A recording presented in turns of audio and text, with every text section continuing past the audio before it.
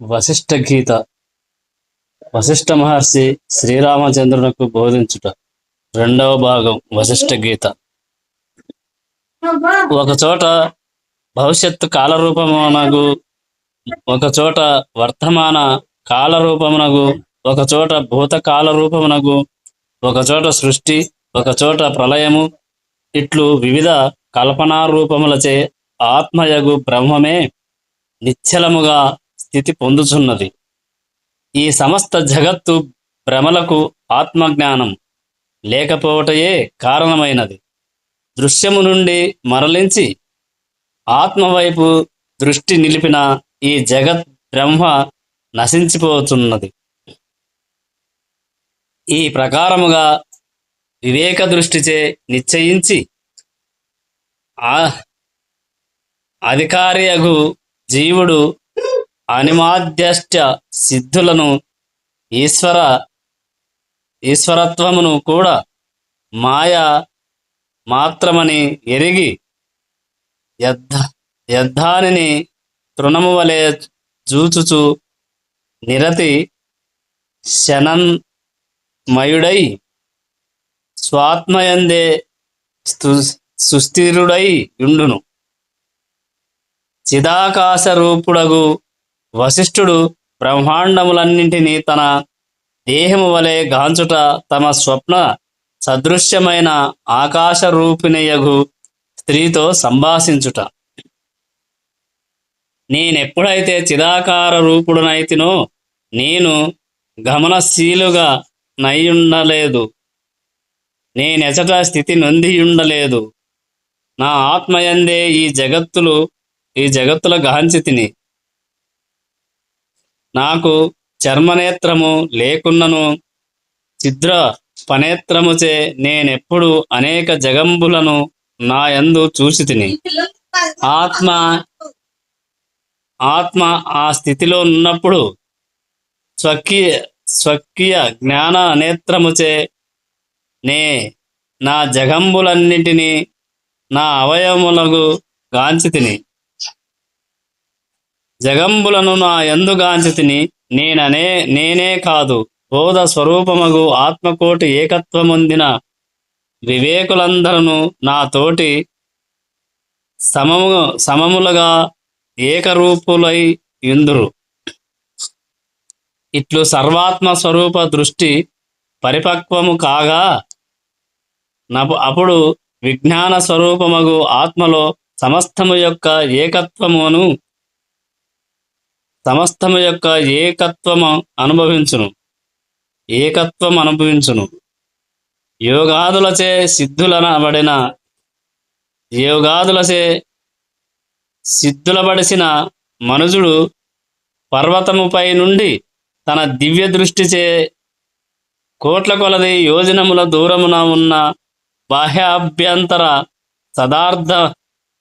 సదార్థముల నెరుగునట్లు నేనున్న సమస్త లోకముల నెరిగి తిని.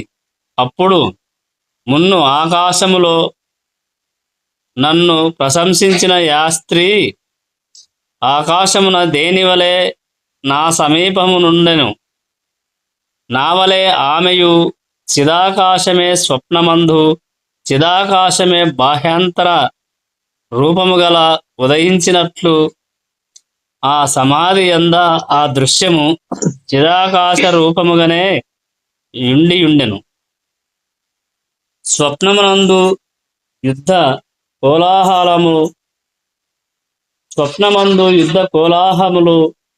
కోలాహలములు వాస్తవముగా లేకున్నను మనుషులు అనుభవించున్నట్లు ఈ జగత్తు స్వరూపములన్నీయు అనుభవించబడుతున్నది.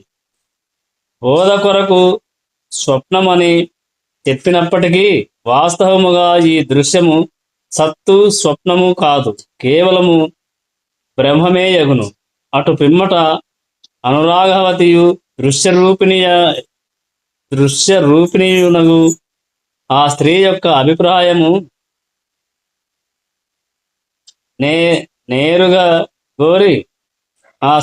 అభిప్రాయము నెరుగగోరి నేనామెను తన అభిప్రాయమడిగి తిని. ఈ జగత్తు ఆత్మతో స్వప్నమే అగును.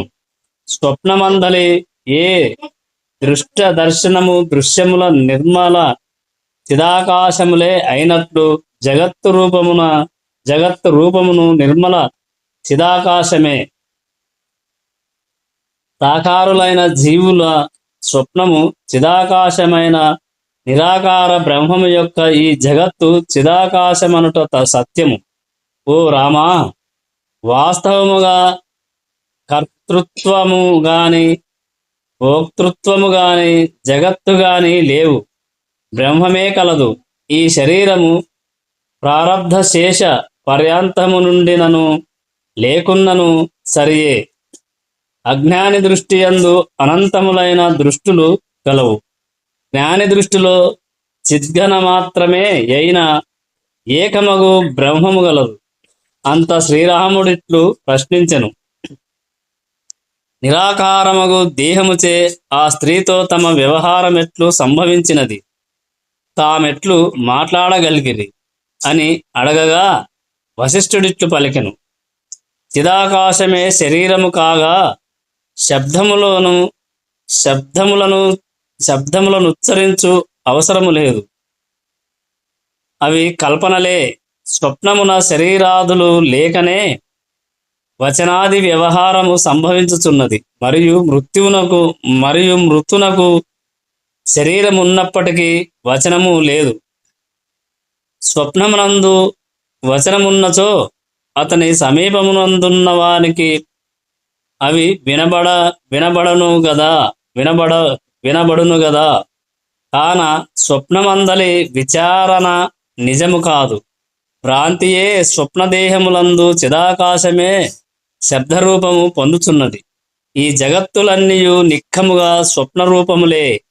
స్వప్నము వలె అవి ఆత్మ కంటే భిన్నము కావు. స్వప్నమందు మరలా స్వప్నము తోచినట్టు ప్రతి జగంబులోనూ మరలా పరస్పరము ఒకదానికొకటి గాంచకున్నవి.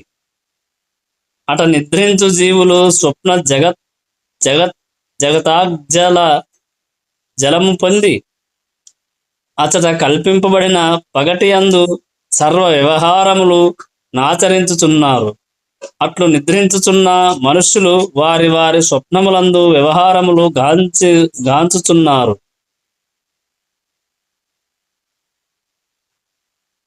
అహంకారం 4. నిర్వహణ ప్రకారం ఉత్తరార్ధం 33. అహంకారం 4. మోక్షరహితులు, శరీర శూన్యులు, వాసనాసహితులు, జాగ్రత్తను పొందని వారు స్వప్న జగత్తునందు మాత్రమే నివసింపగలరు. మనము జాగ్రత్తను అనుభవించున్నట్లు వారు తమ స్వప్నమందలి పర్వత సముద్ర పృథ్వీ జన సముదాయ సహితమైనట్టి సమస్త దృశ్యములను చిరకాలము సత్యముగా నమ్మి అనుభవించుచున్నారు. కావున వారి స్వప్నము మన ఈ జగత్ రూపమే ఎగుచున్నది. నీ స్వప్నమందు ఏ నగరములను నివాసములను గాంచితివో వారా విధమున నిపుణును అచ్చటనే ఉన్నారు. ఏలన బ్రహ్మము సర్వరూపమైనది ఎట్లు స్వపదార్థములు జాగ్రత్తనందు నశించుచున్నట్లు అనుభూతమగుచున్నవో అట్లే అవి స్వప్నమందు స్థితి కలిగియున్నట్లు అనుభూతమగుచున్నవి. మరణించినను జీవించినను మోక్షము పొందు వరకు జీవులకు అనంతములైన జగంబులు అక్షయమగును, వేరువేరుగను నుండుచున్నవి. జీవుల వాసనలయందు అసంఖ్యాక జీవులు కలవు. జీవుని మనంబునందు అసంఖ్యాకములైన జగత్తులు కలవు. ఈ యొక్క జగత్తునందలి ప్రతి జీవి మనస్సునందు మరలా అనేక బ్రహ్మాండములు కలవు. ఇట్లు దృశ్య భ్రమ కొనసాగుచునేయున్నది. దీనికి హద్దులు లేవు. బ్రహ్మజ్ఞాన బ్రహ్మజ్ఞాని దృష్టిలో ఇదంతయు బ్రహ్మరూపమే అయ్యున్నది. తదుపరి ఆ కమల నయన అగు స్త్రీని, నీవెవరు, ఇటికేలా చనుదెంచితివి, ఎవరి ఎవరి కొమరితవు, భార్యవు, ఏమి ప్రార్థించుచున్నావు, నీ నివాసమేది అని అడుగగా ఆ స్త్రీ తన వృత్తాంతమును యథాతథముగా ఇట్లు పలికెను. సంసార దుఃఖముచే పీడితనై తత్తు దుఃఖము చేత ఆ దుఃఖ నివృత్తికై తమ వద్దకే తెంచి తిని. ఓ మునీంద్రా, చిదాకాశమున ఒకానొక చోట తమ జాగ ద్రుప గృహమున పాతాళ భూలోక స్వర్గములను 3 లోపలి గదులు కలవు.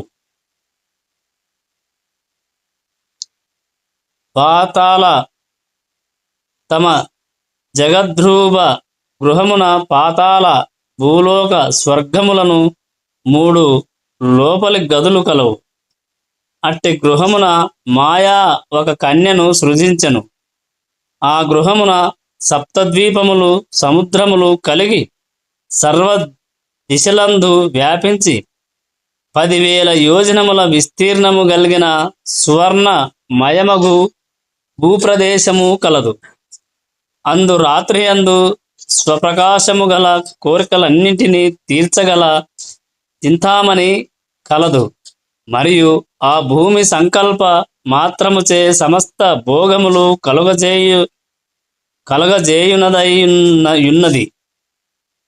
అప్సరసలు దేవతలు సిద్ధులకు స్థానమై ఉన్నది. అచట లోకమును ప్రసిద్ధ పర్వతమొకటి గలదు.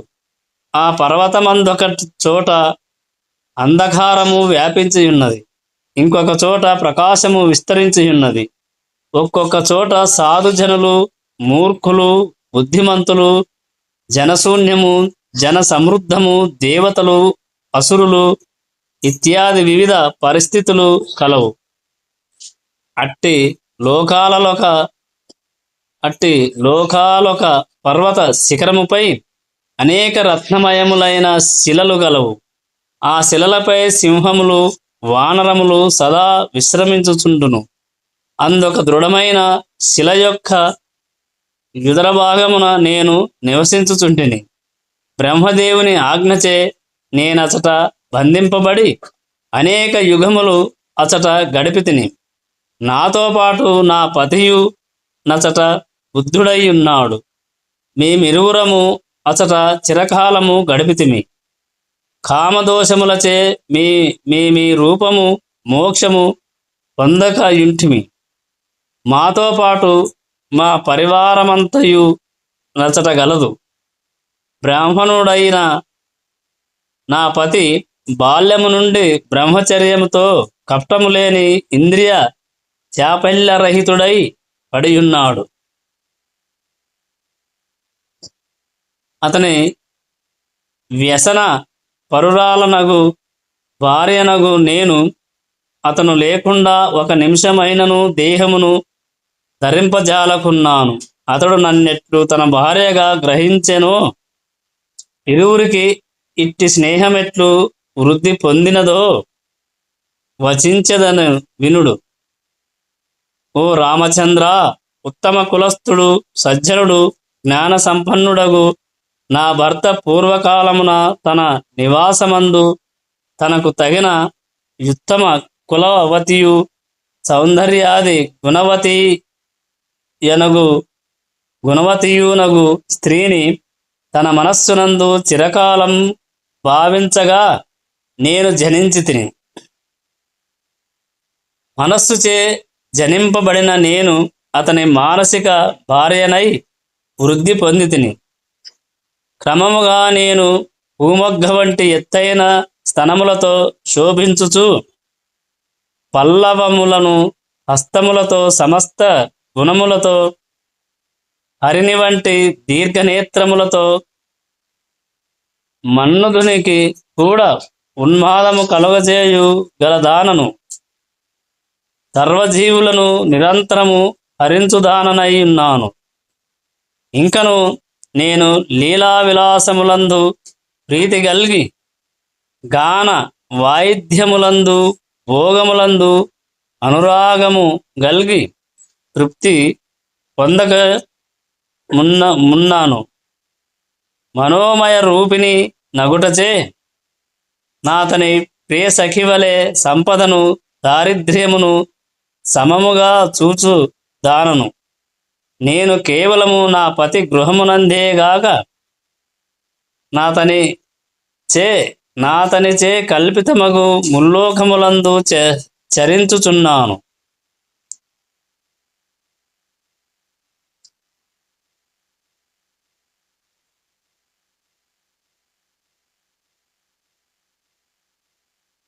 నిర్వహణ ప్రకారం ఉత్తరార్థం 34 అహంకారం 5. నేను పుత్ర పౌత్రులను ముల్లోకముల భారమును వహింప శక్తి గలదానను. వికసించిన ఫలపుష్పములతో కూడిన సర్వ సయుక్తమగు లతవలే ఉన్నత స్తనములతో గూడి యవ్వనావస్థలోనున్నాను. నా పతి వేదాగ్నుడు తపోనిరతుడగుటచే మోక్షాపేక్ష వలన నన్ను వివాహము చేసుకొనకయున్నాడు. అతనిని స్వయముగా భర్తగా వరించి భోగములు అనుభవించ ఇచ్చగలదానను. ఇట్లు నిజ యవ్వనమున లోన నిందించుకొను దీనురాలనగు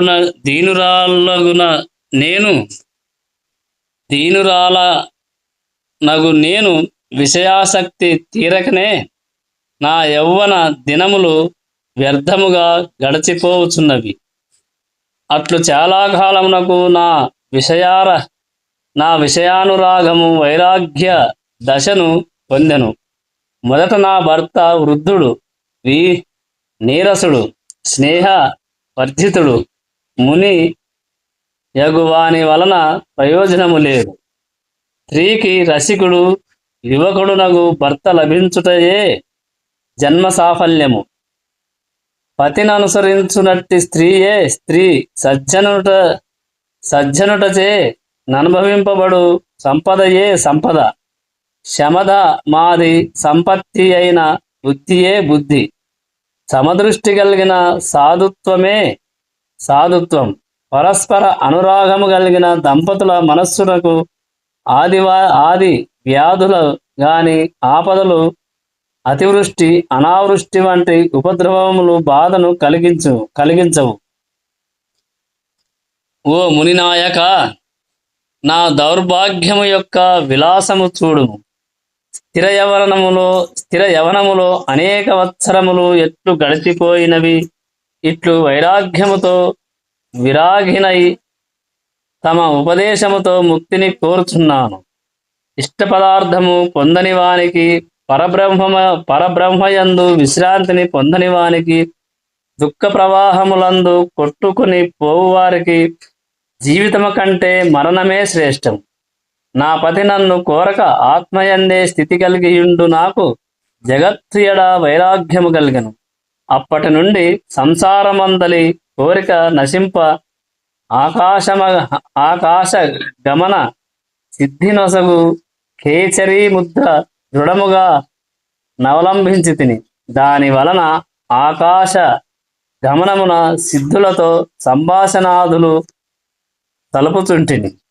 పిమ్మట బ్రహ్మాండము యొక్క అంతర్గత సమస్త పదార్థములు దర్శించి తుదకు జగత్తు నిలయమైన ఈ స్థూల లోకాలోక పర్వత శిలను చూచి తిని. నా భర్త కోరిక లేనివాడై శుద్ధ పరమాత్మ యొక్క ధర్మము యొక్క అనన్య చింతన వలన భూత భవిష్యత్తు వర్తమానములను తదంతర్గత పదార్థములను ఎరుగుకున్నాడు. కానీ ఇంతవరకు బ్రహ్మతత్వమును వాస్తవముగా తెలుసుకొనకయే ఉన్నాడు. కావున తమరు మా ఇరువురకు తమ ఉపదేశము వలన పరమపదమును కోరుచున్నాను. కావున మహాత్మా, తమ వంటి సజ్జనులు అర్థించువారి అభిష్టమును పూర్ణమునర్తురు. కాన తమ్ము శరణ పొందిన మమ్ము ఉపేక్షింప జనదు అని పలకగా, వశిష్ఠుడు ఆకాశము లేని శిలలో నెట్లుంటివి, అచట నీ గృహమెట్లున్నది అని ప్రశ్నింపగా అది విని విద్యాధరి ఇట్లు పలికెను. ఓ మునీంద్ర, తమ యొక్క విశాలమగు జగత్తెట్లు విరాజిల్లుచున్నదో అట్లే ఈ శిలయందు సంసారయుక్తమగు జగత్తు ఇలా విరాజిల్లుచుండెను. ఇచట ఎట్లున్నదో అచటను అట్లే అన్నియును స్ఫురించుచున్నవి. వాయువు, పర్వతములు, జలము, సముద్రములు, భూములు, సమస్త వస్తువులు, పదార్థములు గలవు. ఇచట జరుగు ప్రతి వ్యవహారము అచట జరుగుచున్నది అని చెప్పగా, వశిష్ఠుడు కుతూహలముతో అచటికేగి శిలాంతర్గత ప్రపంచమును ప్రత్యక్షముగా తిలకించుట జరిగినది. కాని అచట శిలలు తప్ప వేరే జగత్తు కనిపించలేదు. అంతటా ఆ స్త్రీ తాను చిరకాలము ఆ శిలలలో ప్రవేశించి ఆ జగత్తునందు నివసించుటచే నాకు అందు ప్రవేశించుట జరిగినది. ఇప్పుడు తమ తోటి సంభాషణ వలన ఈ రాతి అందలి జగత్తు భ్రమ క్షీణించినది. కాన అభ్యాసం యొక్క ప్రభావమును వీక్షింపుడు. ఈ వీడియో ఇంతటితో ముగిస్తున్నాం. మిగతాది రేపటి వీడియోలో తెలుసుకుందాం. జై శ్రీరామ్. జై శ్రీరామ్.